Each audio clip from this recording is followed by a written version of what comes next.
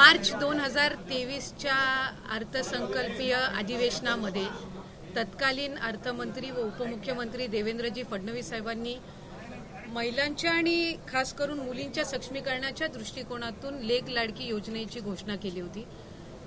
मधल्या कालावधीमध्ये त्या संदर्भामध्ये विभागाच्या माध्यमातून अनेक नवीन बाबी त्याच्यामध्ये प्रस्तावित होत्या, पण आज अंतिम मंत्रिमंडळाच्या बैठकीमध्ये त्याचा प्रस्ताव हा सादर झाला आणि काल आम्ही सन्मान्य अर्थमंत्री उपमुख्यमंत्री अजितदादा यांच्याही दालनामध्ये या संदर्भातली बैठक घेतली आणि या अतिशय महत्त्वाकांक्षी योजनेच्या अंमलबजावणीच्या दृष्टिकोनातून आज मंत्रिमंडळामध्ये जो प्रस्ताव सादर झाला त्यामध्ये सन्मान्य मुख्यमंत्री एकनाथजी शिंदे साहेब, दोन्ही उपमुख्यमंत्री व मंत्रिमंडळाने याला मान्यता दिलेली आहे।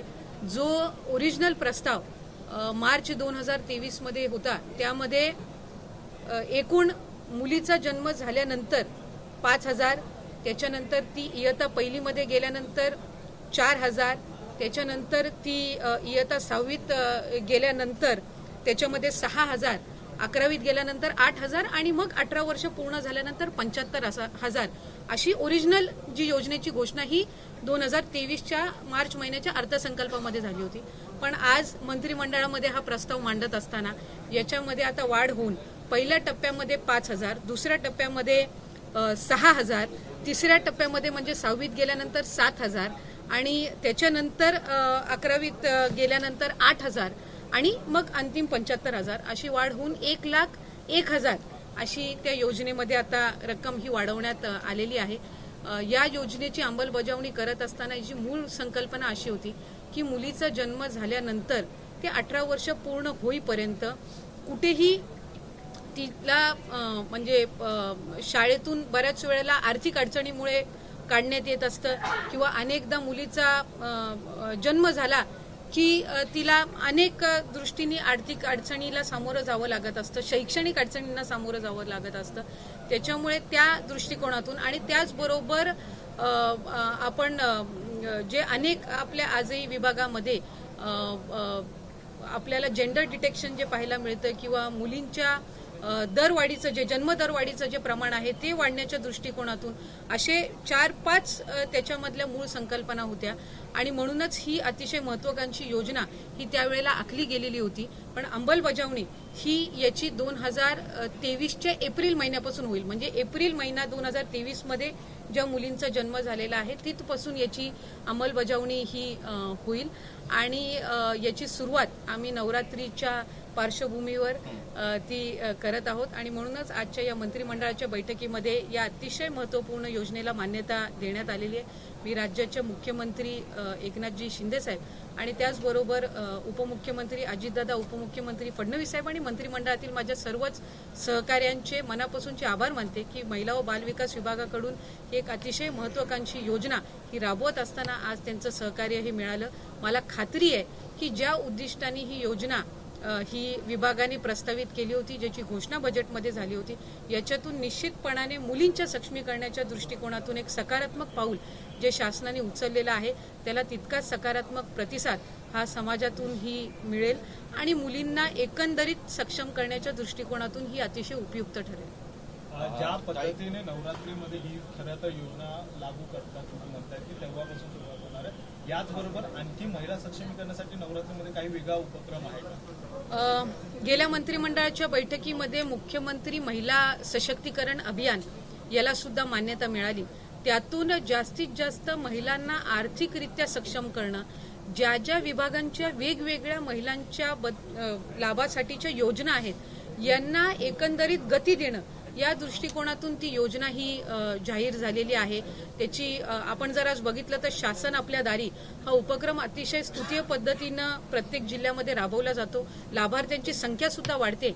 या महिला सशक्तीकरण अभियानाच्या माध्यमातून मुख्यमंत्री महोदयांची एक संकल्पना आहे की जिथे उदाहरणार्थ एखाद्या जिल्ह्यामध्ये जर 50,000 महिलांना आज लाभ मिळत असेल तर तो 1,00,000 महिलांपर्यंत कसा पोहोचवता येईल किंवा शासनाच्या वेगवेगळ्या योजना आहेत, राज्य शासनाच्या असतील, केंद्र शासनाच्या असतील, याला जर 1 पॉइंट विंडो जर आपण दिला तर महिलांपर्यंत आपण जास्ती पोहोचू शकू त्यांना अनेकदा शासनाच्या वेगवेगळ्या योजनांचा लाभ घेत असताना ज्या काही अडचणी येतात, अनेकदा महिलांपर्यंत त्या योजना पोहोचतच नाहीत. तर हा उपक्रम, हे जे अभियान आहे, हे आपल्याकडे उपलब्ध असणाऱ्या ज्या महिलांच्या विविध योजना आहेत याची काटेकोर पद्धतीनं अंमलबजावणी करून लाभार्थ्यांची संख्या वाढवणं आणि त्या माध्यमातून महिलांना सक्षम करणं या दृष्टिकोनातून ते अभियान हे शासनाच्या वतीनं राबवलं जातं. नवरात्रीच्या वेळेस महिला असतील या पुरुष असतील गरबा खेळण्यासाठी मोठ्या पद्धतीने येत असतात. मात्र यावेळेस नवरात्रीच्या वेळेस आधार कार्ड बघूनच परवानगी द्यावी आतमध्ये येण्यासाठी, असं हिंदू विश्व परिषद आहे त्यांच्याकडून मागणी करण्यात आलेली आहे. त्यामुळे कसं बघता या सगळ्या? खरं तर मला या संदर्भातली काही फार माहिती नाही, कारण मी ते स्टेटमेंट त्यांचं ऐकलेलं नाहीये. पण मला असं वाटतं की सण जे आहेत, उत्सव जे आहेत, हे आपण अतिशय आनंदाने आणि उत्साहाने साजरे करत असतो. एक बाब आहे की असे ज्या वेळेला आपण उत्सव, नवरात्री उत्सवही असेल किंवा गणपती उत्सव असेल, दिवाळी असेल, या वेळेला पोलीस यंत्रणेवर पडणारा ताण हा मोठ्या प्रमाणामध्ये असतो. अनेकदा त्याच्यामध्ये सुरक्षता असेल किंवा महिला ज्या वेळेला नवरात्री उत्सवामध्ये पण सहभागी होतात त्यावेळेला त्यांच्या सिक्युरिटीच्या दृष्टिकोनातून सुद्धा अनेक बाबी असतात. तर मला असं वाटतं की त्या गोष्टींकडे आपण प्राधान्य द्यावं. उत्सव आणि आनंद हा निश्चितपणाने त्या कार्यक्रमांचा आणि याचा असतोच.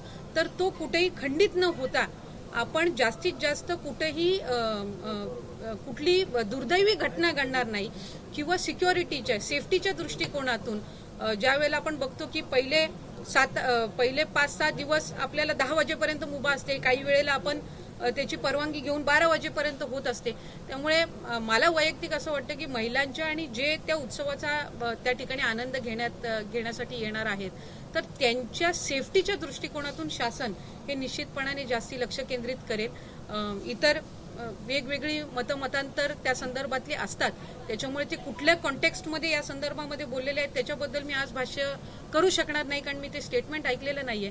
पण मला असं वाटतं की एखादा उत्सव किंवा सण असतो त्याच्यामध्ये सगळ्यांना सुरक्षित ठेवणं आणि त्या सणाचा आनंद घेणं या गोष्टीला प्राधान्य हे दिलं गेलं पाहिजे. निवडणूक आयोगामध्ये पक्षचिन्ह आणि नावाबद्दलची चर्चा झडते, त्या सुनावणी सुद्धा होते. अशामध्ये जर शरद पवार गटांनी 5 राज्यामधल्या जी निवडणूक आहे त्यामध्ये जर उमेदवार उतरवले तर पक्ष आणि चिन्ह नेमकं कुणाकडे असायला पाहिजे आणि निवडणूक आयोगाची नेमकी कारवाई काय असायला पाहिजे, पक्षचिन्ह गोठवलं जाईल असं वाटतं का? मी या संदर्भामध्ये भाष्य करण्यापेक्षा पक्षश्रेष्ठी जे आहेत ते या संदर्भामध्ये वेळोवेळी प्रसार माध्यमांसोबत त्या संदर्भामध्ये संवाद साधतात.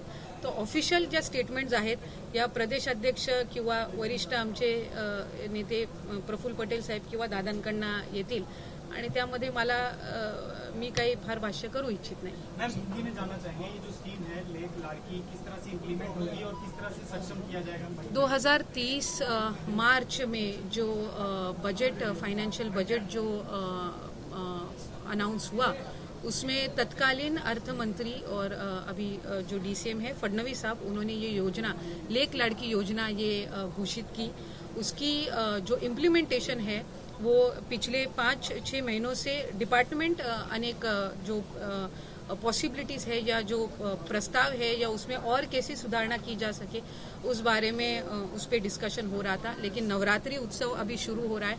हमें लगता है कि महिलाओं के लिए ये सण और ये उत्सव भी बहुत महत्वपूर्ण है और उनके लिए और खासकर हमारी जो राज्य की लड़कियां हैं उनके पॉइंट ऑफ व्यू से ये जो योजना है बहुत ही इम्पोर्टेंट है.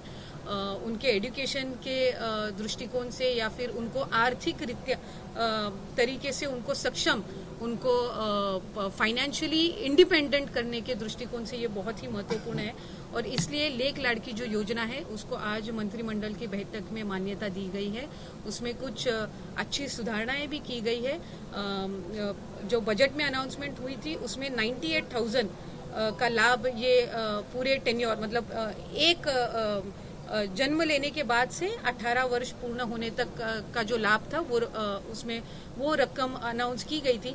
लेकिन आज मंत्रिमंडल की बैठक में सम्माननीय मुख्यमंत्री महोदय की अध्यक्षता में जो ये बैठक हुई उसमें ये रकम अब बढ़ा के 1,01,000 ये हुई है. और मेरी आई एम वेरी कॉन्फिडेंट कि ये योजना जब इसका लाभ जब दिया जाएगा तो लड़कियों को, हमारी बच्चियों को उसका निश्चित रूप से फायदा होगा उनके एजुकेशन में और उनके फाइनेंशियल इंडिपेंडेंस में। Thank you. रेशियो को भी कहीं ना कहीं जो बेबी गर्ल जो बर्थ रेशियो उनको भी कहीं ना कहीं जी, ये योजना जब घोषित की गई थी तब इन सब मुद्दों को मद्देनजर रखते हुए ही ये योजना घोषित की गई थी।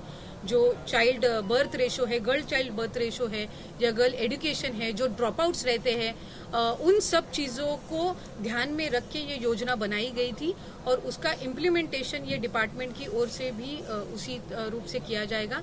अप्रैल 2023 से जन्म हुए जो बच्चियां हैं उनको ये लाभ दिया जाएगा and we are trying to implement it in all the minutest and possible way. Thank you.